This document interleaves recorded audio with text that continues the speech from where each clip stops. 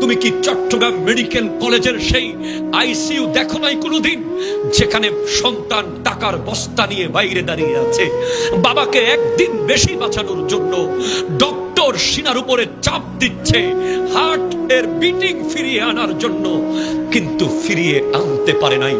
জীবনের বাতি নিভে গেছে, চলে গেছে। তুমি কি দেখো নাই ওই দুইটা কিডনি যার নাই, প্রতি সপ্তাহে যখন দুইবার সব রক্ত বের করে দিতে হয়? তুমি কি জানো না ওই ব্যক্তির কথা, যার লিভার বলতে কিচ্ছু নাই, কোনো ভারী খাবার খেতে পারে না, লিকুইড খেয়ে খেয়ে জীবন কাটায়? তুমি কি জানো না ওই আরবের সন্তানের কথা, যে অন্ধ, যাকে উলামায়ে কেরাম বলছে তুমি কি চোখ ফিরে পাওয়ার জন্য দোয়া করো না আল্লাহর কাছে? সে বলছে না না না, আমি চোখের জন্য দোয়া করি না। কেন দোয়া করো না? কারণ আমি শুনেছি যার চোখ থাকবে না, অন্ধ থাকবে, তার কবরের আযাব কম হবে।